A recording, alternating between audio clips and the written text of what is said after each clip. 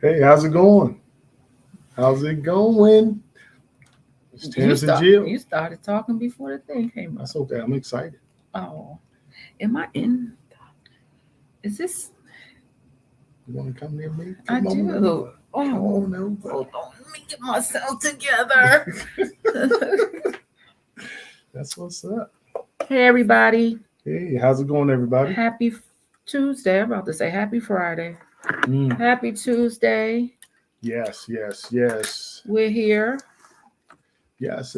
We're excited to be here, actually. I'm looking Yes. forward to these lives now, to be honest. Yeah, I am too. I just maybe sometimes maybe I not take a bath before the lives because I be About put you to sleep. yeah I be ready to just get in the bed, but Yeah, I got you. I yeah, got you. I but get that. but um but at least I know that when we get off these lives, I can go to bed. Like I can Absolutely. get in the bed, I could just not even go to sleep, but just like relax, like Mhm. unwind, because Okay. it just be a constant. Yes, yes. So Well, we're Terrence and Jill, yes, we and we are are. here with newlyweds, not as new as we were once, but we're still newlyweds. Yes, we are. 18 months. It's gonna be Yes. 18 months on the 23rd. Mm-hmm. Wait, let's count. Wait. Yep. April, May, June, July, August, September, October. Yep. 18 months. So okay, yeah, you had counted that. Yeah. So it'll be 18 months on the 23rd that we've been married. Yes. And those of you who are gonna be jumping on and new to our channel, um, we have a phenomenal story, I like to think.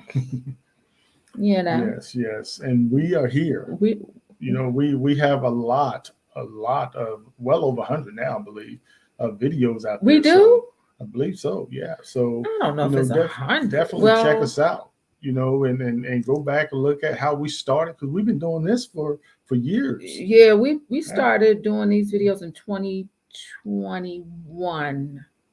So, 2021. Yeah, so 2.5 years, going on 3 years that we've been doing these mhm, videos. And so, absolutely. So, and we don't have a, a huge subscriber list, but we got a dedicated following. So thank yes, y'all. Thank y'all for yes, to the new subscribers that came on yes. So, just this week. we're here actually just talking really to people that are in God's waiting room. Oh my God, we got 144 Well, videos. hello. I told you. What I told the you. heck? The number's been adding up. Yes. Oh my gosh. So yeah, so Yes.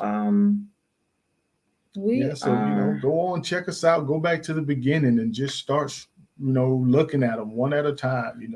Binge watch. Do that. Do that. see, Binge watch over the weekend. yeah, learn Yes. more about our stories. So those welcome whoever's jumped on. So those who are waiting for your soulmate, you're Yes. anticipating marriage, please know firsthand from us that if you want it, you will have it, and he's Absolutely. coming. And he's Absolutely. coming, or he or she, because Mm-hmm. it could be you could be a guy watching it. If God ordains marriage, Mm-hmm. and if you want it, it's for yours to have. And so Yes. I waited. Well, you waited too, Mm-hmm. but I waited. I was 52 years old when I walked down the aisle last year. Never been married, never had any children. And when I Mm-hmm. say God gave me like favor, he just hooked me up. I was just talking today with someone about my bonus babies, and God couldn't have given me a more perfect um, children, like children that I did not birth on my own. And let me just shout out their mother. Their mother is gracious to share her kids and her grandbabies. Like, she be like, hey, yeah, you want to talk to the grandbaby? I mean, so it's a beautiful dynamic. So I just thank God that that waiting on him, it wasn't always easy. I probably kicked and screamed more times Mm-hmm. than I had happy times single, but it all worked out Yes, yes. I can for his honestly say that glory. as well, that it worked out. And I agree with you that I also had some lonely nights, some nights where I was actually lonely, Hmm. some nights where I was wondering, Mhm. am I going to be here by myself? So yeah, it was definitely worth the wait, though. It was Mhm. definitely worth the wait. Yes. Yes. Yes. So that's what we're here to do. We don't give relationship advice No. because we ain't got, No. we ain't mastered that yet. We're trying to figure that out. But No. we like to believe that we've mastered being single. Well, the master kept us. So but we've Yes. got some skin in the game when it comes to Mhm. being single and waiting on God. And so that's what this channel is all about, Yes. is encouraging those who are single and to help spread some hope and Yes. help, position you and prepare for that God ordained mate. Mhm. Because again, if you want it, it's yours. Yes. And we're It's here yours. to also, share our testimony of some things we learned after Mhm. the fact Yeah. that we wish we would have known going through. Yes. However, we want to share those testimonies and those experiences with you. So Yes. hopefully it would encourage you to stay on track of what it is you really want. And Hmm. so you can get what you want. So, you Yes. know, that's what we're here for, is just Yes. to show hope, to show, resolution, to show that longevity, just stay the course, Yes. stay the course. Yeah. So please subscribe, share our Yes. videos, follow us. We are now officially a God Ordained Union on TikTok, Instagram, Facebook. We hardly on Facebook though, just on Right. under our personal name. Ain't nothing happening over there, but a bunch of family stuff. But and of course YouTube. But we're mostly on TikTok. That's what we Mhm. having fun. So please find us on TikTok, a God Ordained Union. Yes. And we want to follow y'all too. So make sure y'all drop in the comments so we can support y'all too. So Absolutely. drop your pages and we'll follow as Yes. well. Because Yes. it does not hurt, it does not cost. So we Yes. will follow y'all back too. Because And y'all tell us what support you're us. doing, because we want to Yes, support you as yes, well. We exactly. want to support you as Yes, well. y'all support us, so we want to support Yes. you.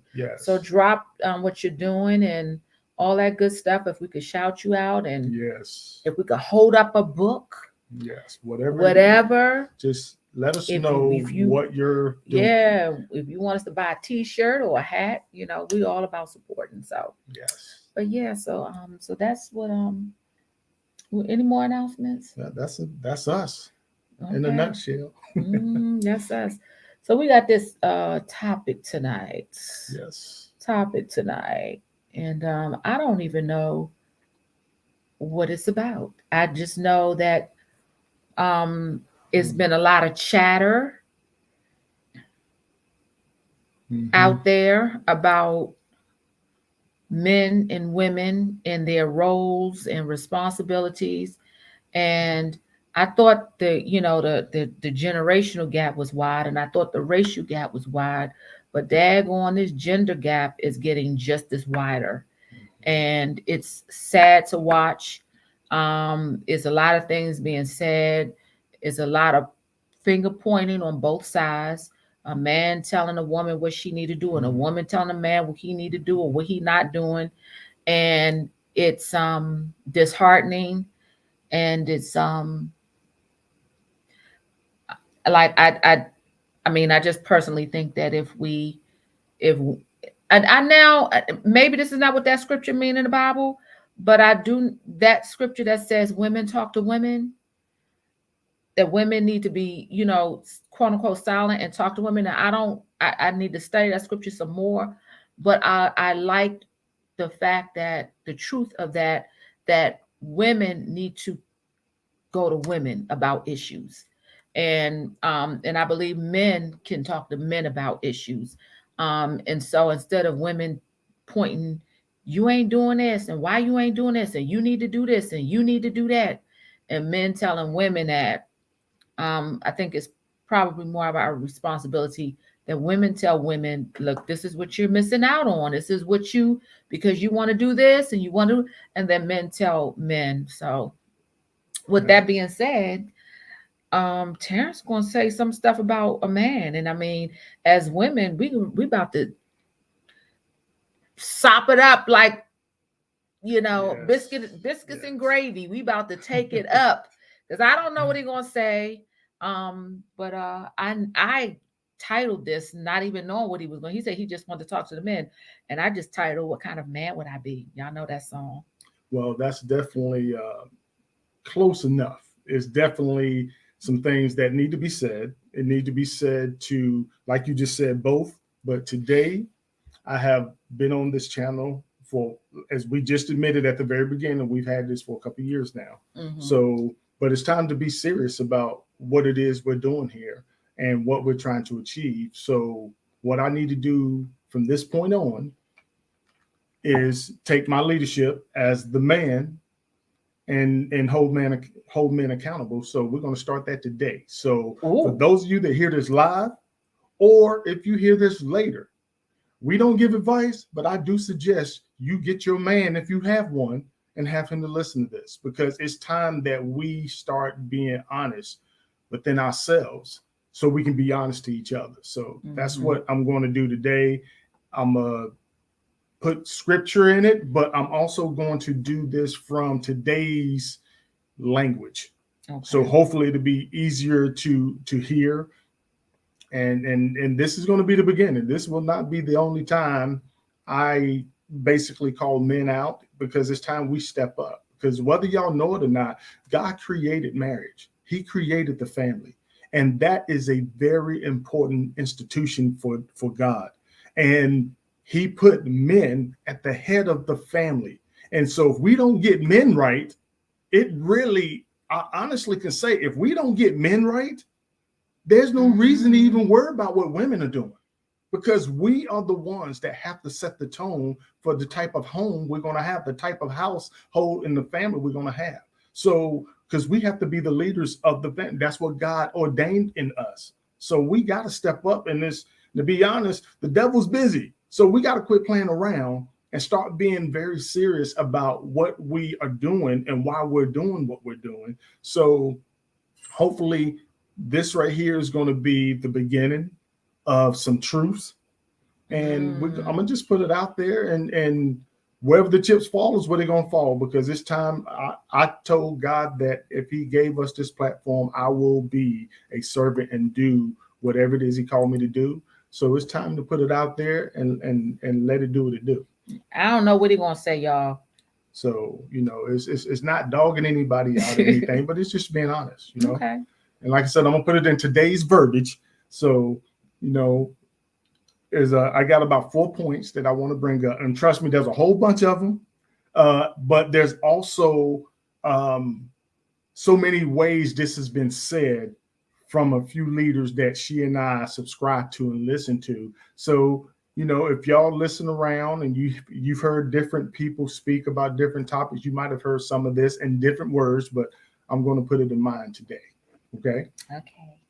So the first thing is, like I said, the title is "What Kind of Man Would I Be?" So, wait. I put that title there because when he said he wanted to talk to the men and about the responsibility or whatever he was saying he's going to say about the man, that just popped in my head. Like, I'm a mint condition groupie. Like, I love the group Mint Condition, and that's one of their songs. What kind of man would I be? And so that's why I put that there. But yeah, go ahead. I'm okay. I'm glad you interrupted me, because I need to say this too. Okay. These things that I'm about to share, I need to be held accountable too.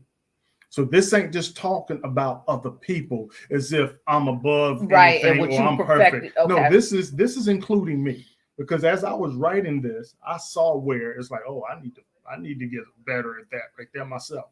So the first thing I want to share is that, again, the man is the leader. He's supposed to be the leader. So a woman that's wanting to find her God-ordained husband should hope that he is a leader. Okay. And when I mean leader, I mean the head of the family. Okay. Ephesians 5:23 says, "For the husband is the head of the wife, as Christ is the head of the church, his body, and himself its savior." So, the man's supposed to be the head of the family. he should be the protector. He has to set the example. The wife needs to know what it looks like to be a Christian. And the husband is supposed to lead as a Christian husband, as a Christian man. So our goal is to be like Christ. Our goal is to follow what Jesus set as an example. Mm-hmm. And that is to be the head. We need to love our wives as God loved the church, as Christ loved the church. And so we got to follow that example. And it starts with the men in the home. Yeah, it's a in modern day, it's the enemy is still speaking in our ears, saying, challenging us of, well, did God really say that? Did God it's the modern day that the serpent is still in our ears, mm-hmm. challenging the man's role and what God said the man's role is. And that's the saddest part, is that for whatever reason, women we're still taking the bait from Satan. We're still taking the bait and allowing the enemy to confuse us and to convince us that that's not what God really said, or that it's going to make us feel beneath, and I think that is so it's one thing for the man to take the head, but it's another thing for the woman to I guess block out the enemy, which is he's very cunning. Is that message is everywhere. Like I could almost cry, because that message is everywhere. Everywhere we go, women are reminded that their worth is superior and can just as strong, just as masculine, just as, and is a reminder to not shrink yourself or belittle. I mean, just messages as subtle as you are enough. While on the surface that phrase is beautiful, it's subliminally, it's a trick of the enemy to even hear that you are enough. That's just saying that's subliminally saying you don't need a man, you don't need God. It's subliminally pushed in our ear. And so the serpent is constantly, the enemy is constantly in our ears to question our value, our worth, our contribution. And what it's doing is it's widening the gap between, men and women, or husband and wife.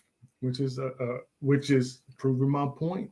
When it's talking about a man being the leader, we have to not only be the leader when it comes to being your protector, when it comes to being your provider, when it comes to setting the example, we are to also be the leader in the home when it comes to pursuing God and being godlike as much as we possibly can when it comes to learning the word, when it comes to studying the word and learning what our roles are, when it comes to learning how to improve ourselves and improve our families. And if you and I had children, I have to set the example for the children of what it looks like to not only be a leader and to be the head, but also how to govern themselves and to teach them what God has, and the Holy Spirit has taught me and taught you, and then we're teaching them. And so basically, if you were not you, but if Adam was there with Eve and covering her like this, the enemy couldn't even whisper in her ear. Exactly. And so if you look in the home today, what's missing? It's not just a man is missing. No, the head of the house is missing. The head of the family is missing. The husband is missing. The covering from is missing. Yes, exact. The husband is missing.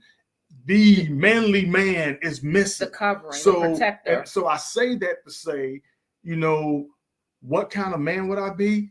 I need to be a godly man. I need to learn the word, learn what my responsibilities are, learn what my role is, and I need to learn how to take that and own it and say, yes, it's my job to learn what I need to learn and bring it to my home and teach my family. As a matter of fact, I've heard, you know, we listen to different pastors throughout the week, and I've heard a couple of them say men have to be careful about not learning God's word, but allowing your wives and your children to go to church. Because what that does is, if you're not trying to learn the word and grow spiritually as the leader of the home, then whose fault is it if they come home months later, a year later, and they're not looking at you as the head of the house? Because spiritually, you've given them another leader. You've allowed them to have another leader spiritually because you're not trying to learn. And that's huge. That happens more. And let me tell you, I ain't saying all churches are like this, but there's so many churches are so out of order and on their own self agenda that they gladly take the role as the head of the woman. And it's another tactic of the enemy, slipping in your ear, slipping in a woman's ear. So, so number one is, you know, what kind of man would I be? I need to be a leader. I need to be the leader that God created us to be as men. That's what I need to be. And I need to strive to not only be that, but I need to strive to be better at that and to grow at that as much as every day possible that I can. Well, you are. And so that's number one, being a leader. Okay. And that's the traits that like single women need to be looking for. Yes. And you know, is he gonna? And that's what we look for security. Like it's more than just finance. It's more like he got me covered. Like he's got me secure. Like And when you speak to women that are truly happy, they're happy because they know they're covered. They know their man have them covered. You know that they look. I ain't worried about nothing. My man got me. He got me. You know, and that's a sexy thing to know that she feels that comfortable to be covered to where she is actually having her joy. Yeah, like that serpent can't get me. My husband got me covered. Like he got me. He can't, you know, nobody can't just slip in my ear or in my DMs. So if I was going to give any woman advice about what type of man to look for, I would say one of the things I would look for in a man is a man that is a leader. That's what, because remember, he's going to be leading you. So is he the type of person that you feel you can follow? Yeah, I always say to women, if you were on your sick bed and this man had to make a decision about your life, and even simpler than that, can this man be your emergency contact? Like even in the dating stages, do you trust this man enough to be your emergency? Do you trust him enough that if the emergency happened and somebody calls his phone, he's going to answer? And if he does answer, are you going to be a priority for him to drop everything he's doing and go see about your well-being? Absolutely. So again, that's number one. Okay. Number two, this man needs to be a worker. He need to have a job. God put Adam in the garden and had him to tend the garden from the beginning. Before he got away. Man was meant to work. Okay. As a matter of fact, 2 Thessalonians 3:10 says, if a man don't work, he shouldn't eat. So we are to work. No matter where we are in life, a man is meant to work. We are to be the provider. We are to be able to feed our family. It's not just for us feeding ourselves. It's because we have to provide for our families. So you must have no issue with working if you are a man. That's what we are. That was one of the first things God did before he even introduced him to Eve. God had him working. So we as men need to be the type of men that don't have a problem working to take care of our families. And yeah. And that's not only feeding them, but also showing our children strong work ethic. So as they come up, they don't have a problem. Our sons don't have a problem with working. Okay. So as men, we have to be willing and able to work, just as Jesus worked. Jesus worked almost his entire adult life. Workers in the vineyard. Yes. He was a carpenter. Yes. He worked with his hands. I mean, as powerful as Jesus was, you know what is funny? That even me and Tammy have these conversations often. Our pastor growing up, our childhood pastor, our pastor from New York that we grew up, and he was like what you call a real pastor. Okay, let me take that back. I ain't trying to shade nobody. My point is that our pastor worked, and he had a nice, dedicated congregation. But hey, Wanda, our pastor worked. Our pastor had a full-time job in addition to being a pastor. And I remember that, like, yeah. And so the devil's slipping in your ear, telling you that only thing a man got to do is pay a light bill. That's the trick of the enemy. That is, I mean, there's a whole bunch of dynamics that can go with that. But for the most part. Yeah. So number one is a man should be a leader. Okay. Number two, a man should be a worker. He should have a job. He should have a job.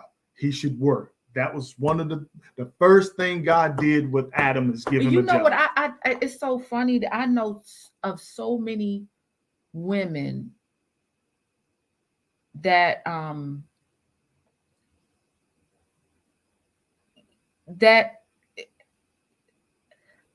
let me tell y'all something. I'd rather have a man that works at McDonald's and have great work ethic and gets up every single morning and go to work and have great work ethics and provide for his family, even if he only making, $3.35 an hour. Now the money is a different issue, but my point is, your point is a worker. He has to be a worker, and he has to go out and work because he can't. We as men cannot provide for our families as God instructed us to if we don't have a way to do that. And God put men here and gave us a job before he gave us a woman.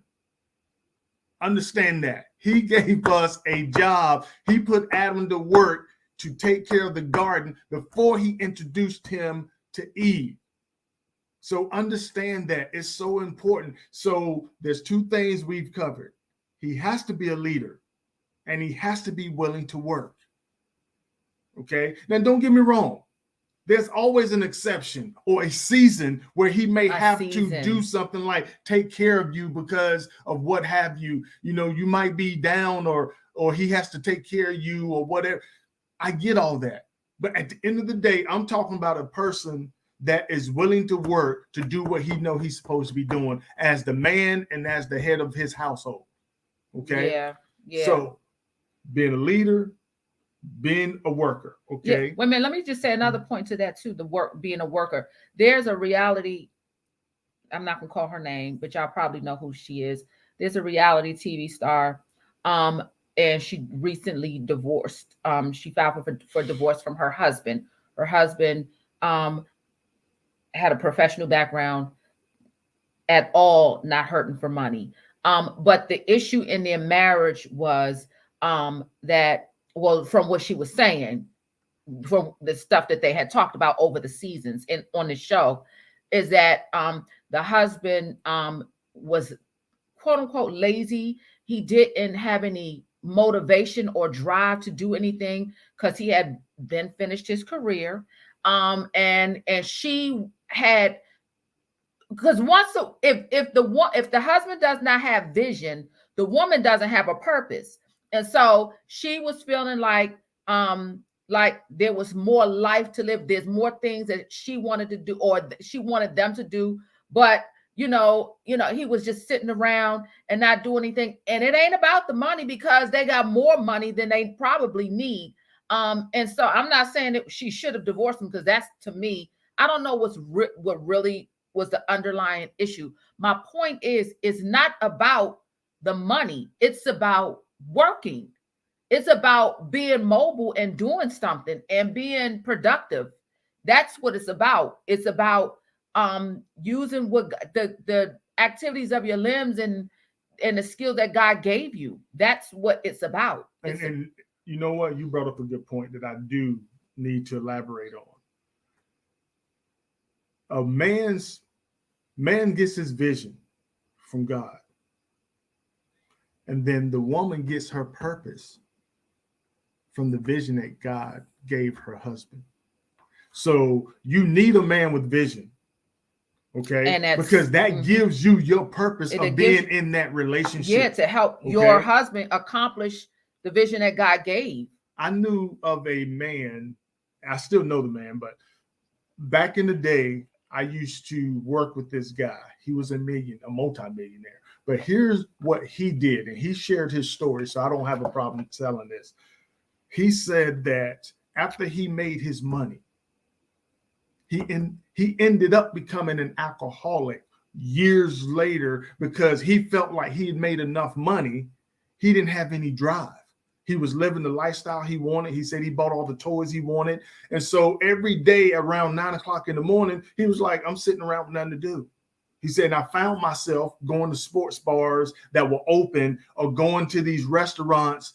And I'm going to use one as an example. It ain't the one he went to, but something like, Applebee's, something that's got a bar where he could just sit in and watch the TV. And while he was watching the TV and just kind of wasting time, he said, of course, they'd ask him if he wanted anything. He'd always start getting drinks. And he said, so over time, he became an alcoholic. And he said, and over the years, he started getting worse and worse. And finally, the guy that he looked up to for years, that taught him how to do his business, came to see him at one of those. He was sitting there. The guy had been looking for him, found out he was in one of the sports bars or whatever, went there and told him. He said, the reason why you're in this shape is because you only set your goals for yourself.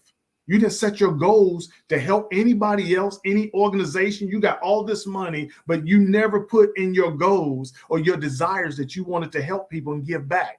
So if you would give back, that will give you your purpose of doing something. Although you have enough money to live the lifestyle you want, why not help somebody else have a better life with all the money you got? And he said, so he got with his wife and they redid their goals and everything. And he got re-inspired and ended up stopped drinking and all this stuff. And he became a very good dude. But it took somebody that he really respected kind of, telling him, man up, and basically saying things that he needed to hear in the way that he needed to hear it for him to understand why. Because he said he couldn't put a finger on it. He was like, well, I've done all my thing. I made my money. So why am I not, doing this? How am I getting, why people call me an alcoholic? He's like, dude, you're in a sports bar this early in the morning, So, but anyway, I say all that to say, women, please understand when you hear this, that your man work ethic and him having vision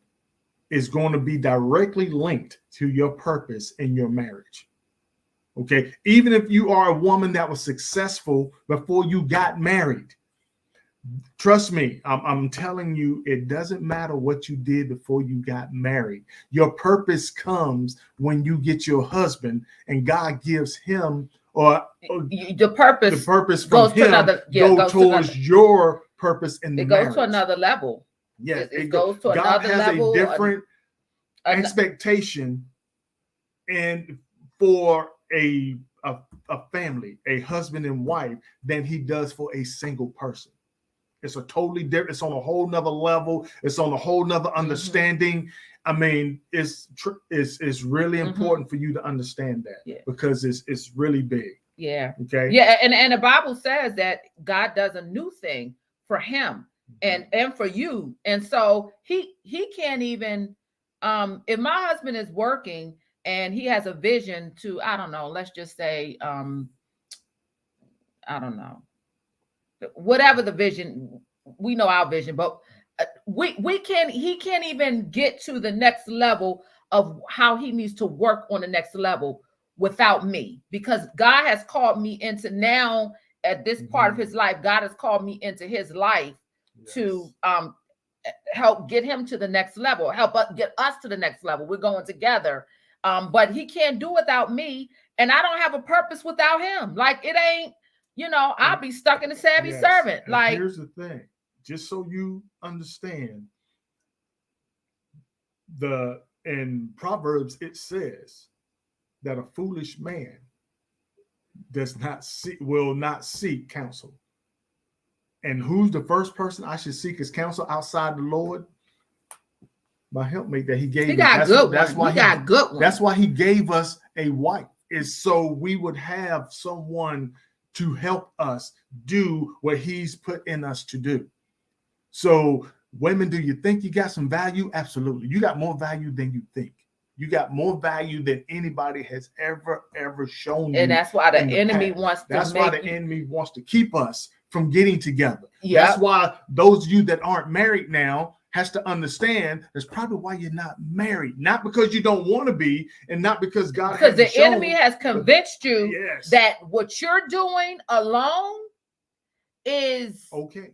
It's okay. You're good by and yourself. You got your glory and there's no room for it to go to the next level. Why would you get married? Then that takes away from your career. You've been building this your career purpose. All your life. It takes away from your purpose, and God gave you this thing, and it's fine for a season. Like, if we're not willing to go to the, and not to say, okay, there's a purpose for you. Yes, there's a purpose for you that's larger than you by yourself, and it has to do with you being married in a family with a husband. Because that's God's order. That's God's order. Yes. So we went over leadership. Okay.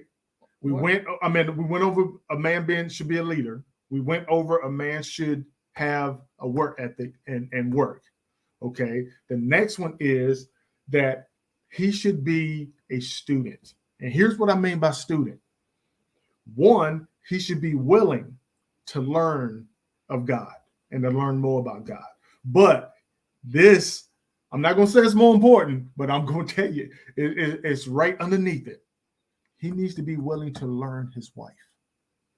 Okay.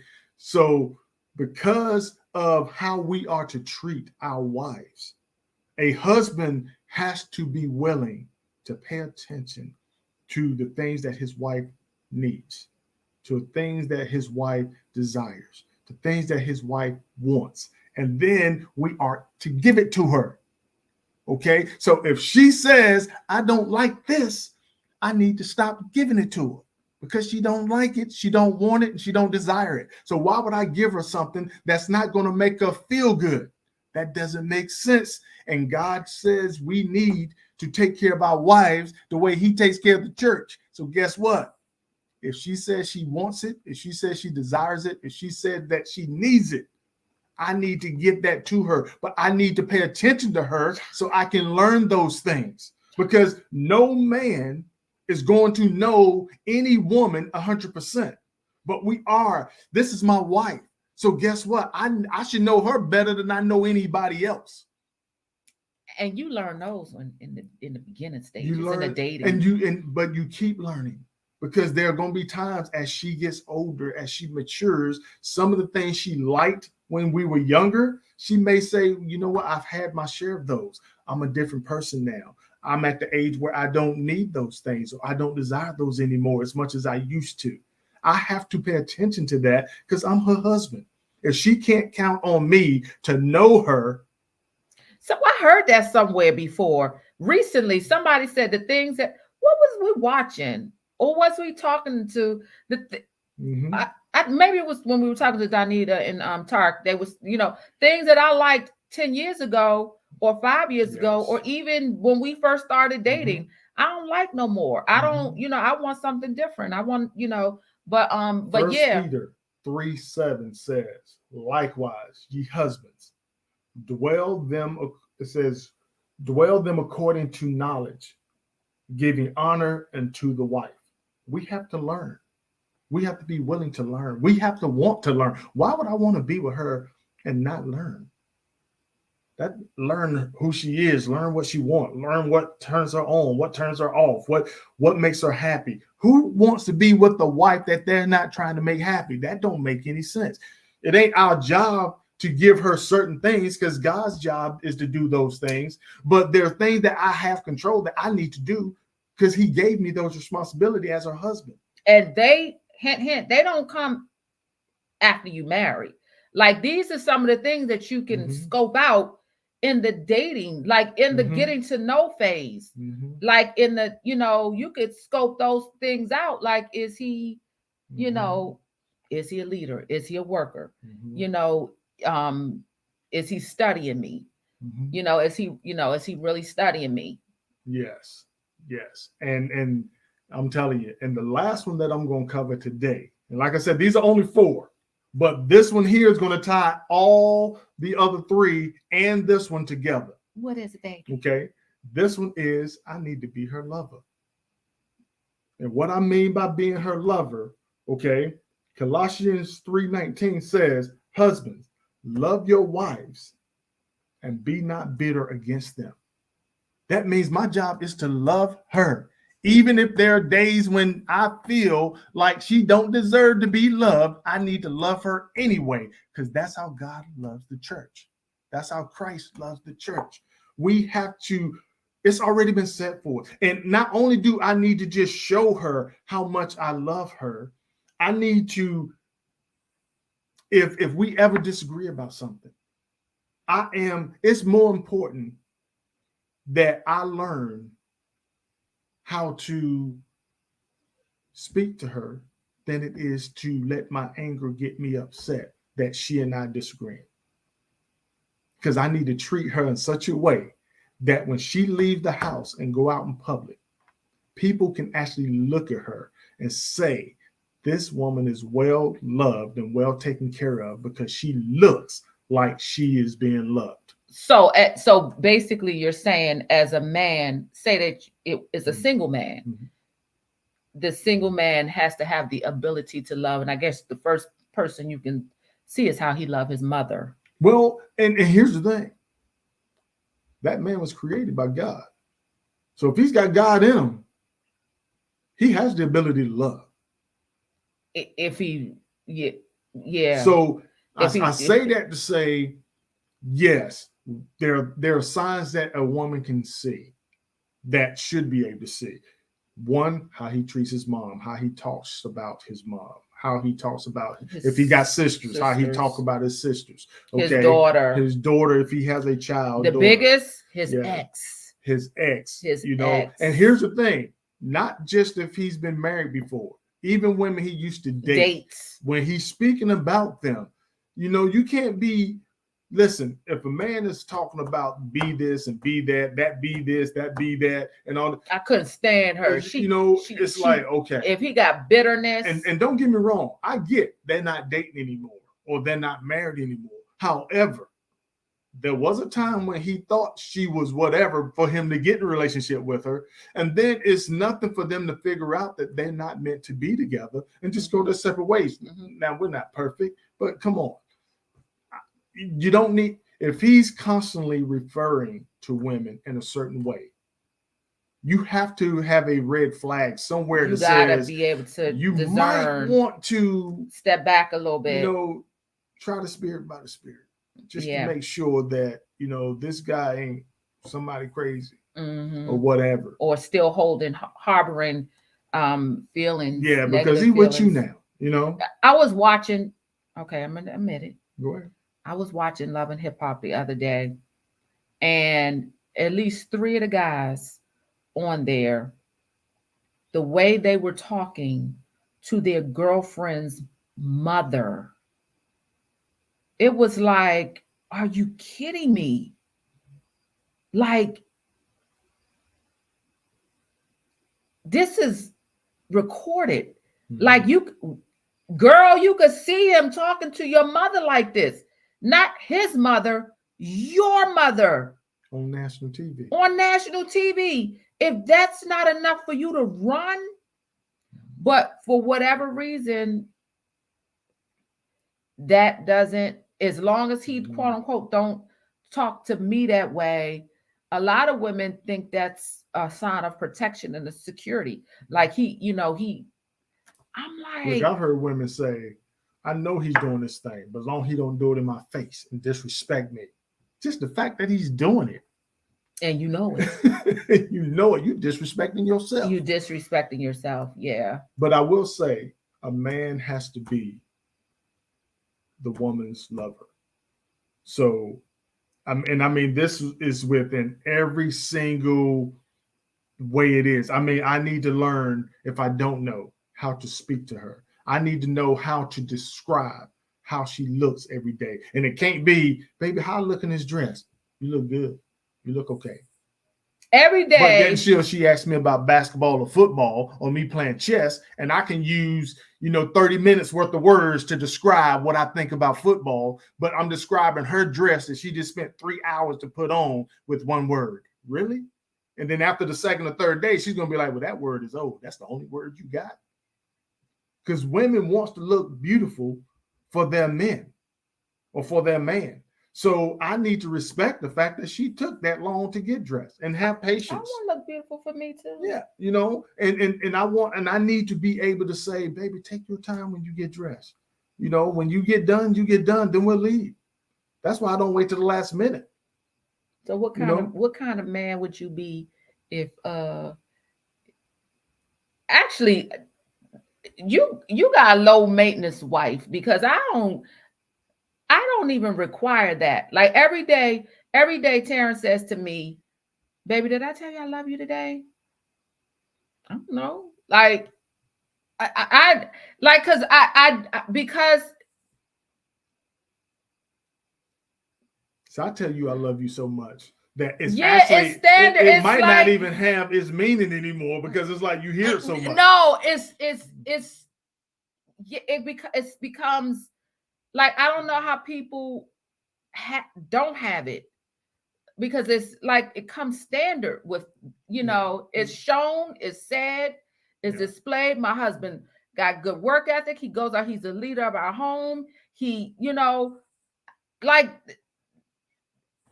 we need to learn how to hold the door. We need to learn how, I don't care if it's speaking poetry, if it's buying flowers, whatever it is. I'll be like, I got it, baby. I got it. As your lover, we need to do things that remind you, okay? Because here's the thing. Women, it's like starting over. I can tell her I love her today.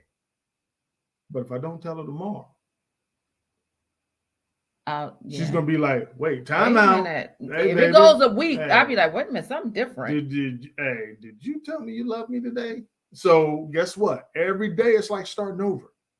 And I'm glad you said this, because it all, like, this is what he did from the beginning. So like when we first started dating. So even though sometimes I would hear from him like on a Tuesday, and then because of his work schedule or for whatever reason, I would hear from him on a Tuesday, and I might not hear from him again until Saturday. And to the average person, that'd be like, oh, well, you ain't heard from him in 3 days. But because the Tuesday was literally so strong, it carried me. Like the meaning and the quality of our conversation would be so strong on like a Tuesday, I'd be smiling ear to ear for the next 5 days or 6 days. And then when I hear from him again, it just kept building.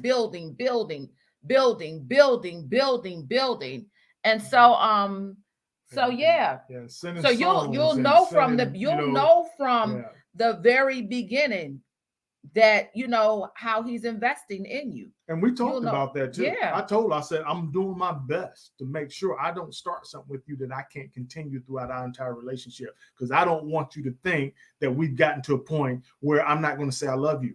Where we gotten to a point where I'm not going to open the door for you. Where we got to a point where I'm not going to take you out to eat. No. I'm going to do this throughout our entire relationship. I waited my whole life for this woman. So I'm telling her I love her as often as I can because I need to make sure that whatever day she's having, she ain't never worried about whether or not I love her or not, and how much I desire her and how much I respect her and need her in my life. So I need to make sure when she's out with her girlfriends and they might be complaining about their man, I need her to be over here smiling thin. I ain't going through that right there. So I don't. So how could I not submit to that? How could I not respect? You know, my husband works hard. Like some mornings, especially when I wasn't working, like, you know, when I was laid off, and my husband would get up at 5, still, I mean, just no problem. Get up at 5 in the morning, no, just get up with no. Sometimes I'd be like, okay, can we just lay in the bed for a minute? And I do. I lay in the bed. Now that I'm working again, I lay in the bed to the very last minute. But my husband gets up like this, like his work ethic is so like on point. And even when we were dating, that was one of the first things that I noticed was like his work ethic. Like every time I turn around, he's getting awards on his job, and he's getting accolades and monetary bonuses and I mean constantly, even up until like recently, like it's just constant. And so that goes into work ethic and because of that, like if he's respected that much on his job, like how can I not respect him in our home? Like how can I not? This is, you know, he provides for our family. He, you know, so yeah. So like I said, you know, to be your lover, you know, I want to be the things that not only you've dreamt about, because I know you've said it. It's on tape that you've waited. You know what I mean? And you waited until you was over 50, until God introduced you to me. So why would I take that for granted and not do my best to be the best husband and show you how much I love you and you're appreciated every single day? And ladies, why would you like every year, the more I got older, the more firm I was on what I needed and what I wanted. Very firm. This is what I need at this age. This is every year. I'm not saying my list got longer, but I was more, my boundaries were stronger. My desire for what I wanted and needed was stronger. And so that person, because we're talking about maturity, that person from day one, if they want you, they ain't playing no games. They not coming to the relationship or to the potential of the relationship getting ready. They're already ready. They've got work ethic. They're leaders already. They're already showing, they've already living the type of man. You know what I mean? They're already that type of man. They're just coming in and get ready to go to the next level with you. But they're already that person already established. Yes. God already made him. He's already God-ordained. Yeah, so let me share this story that I've heard a couple times now from different pastors and different videos that I've seen, but I think it will help bring the point when it comes to a woman's value. Okay. I've been learning recently that, you know, especially with me studying the roles in the home and then the family, I've been learning that women are responders. You know, y'all respond. So one of the things is a story that I just heard, and I've heard it a couple of times, like I said, but it's about this man that fantasized his whole life that he wanted a woman that was worth, you know, 8 cows. And back in the day, back in the Old Testament stuff, you know, people used to, you know, they pay to marry a woman. They pay the father for their bride. Okay, and back then 8 cows was a lot of money. Okay, and so there was this man that had a couple wives, I mean a couple daughters, and one of them was kind of ordinary, or the way she dressed, it was ordinary. Okay, and there wasn't nothing fancy about it, but the man knocked on the door, and the father answered the door, and he said, I have 8 cows here, and I want to marry your daughter. And so the man, having multiple daughters, assumed he was talking about one of the daughters that the man thought was prettier than the third daughter. And the guy said, no, I want this one. And he said, are you sure? He said, yes. And he gave him the 8 cows. The man told the father asked the man, he said, why would you pay 8 cows for her? I would have took one. He said, because my whole life I've always dreamt about marrying an 8-cow woman. So I feel I have found me an 8-cow woman. So, of course, he was very cheerful. He was very happy. He was getting his 8-cow woman. He took her. They left. He took her home. Months later, the father went to visit his daughter. He knocks on the door. Lo and behold, this woman answers the door. She's all beautiful. She's dressed. She's got makeup on, the whole nine. He looks, it was his daughter. And he was like, oh my God, how in the world are you looking like this? And she said, well, you always told me that I was ugly, or I wasn't worth it, or I was unworthy of a rich man and this and that. But he paid you 8 cows for me. And since I've been with him, he's treated me like I am worth 8 cows. So now she dresses and presents herself with a higher value and standard because of how her husband treated her. So the point is, women, you have so much value. Why would you not wait and ask God to present you to and put you in the path of a man that's willing to pay and treat you what you're worth? Why would you accept anything less than what God put in you? So we, as the husband, as her lover, I have to treat her the way that she is. Because he paid 8 cows for me. So it's my family probably said, take her. So the thing is, like I said, if the title of this is, what kind of man would I be? And I'm not saying I am perfect at all these, because like I said before at the very beginning of this, I'm including me in this as a man. As men, we need to step up and do these things, and we need to not just do them halfway. We need to be great at doing all of these things. God put this in all of us, and he requires this in every single man. Okay, so the 4 things that I need to make sure, and that's just 4 that I covered. Like I said, I could have broke this down with other words and other ways, and we probably would have 10 or 12. But I'm just saying, in these 4 things, what I need to do is, as a man, I need to be a leader. Okay. As a man, I need to work. As a man, I need to be a student. I need to be somebody that's pursuing the knowledge of God and pursuing the knowledge of my wife. Okay. And I need to be a man that is her lover. So if I continue to ask God how to help me grow in these 4 areas, it's going to help me be the best husband that I can be for the wife that God introduced me to. And for the wife that God puts for you to go to the next level. Yeah. Absolutely. Exactly. Because she's the wife that's going to help me get to the level that God has given us as a couple.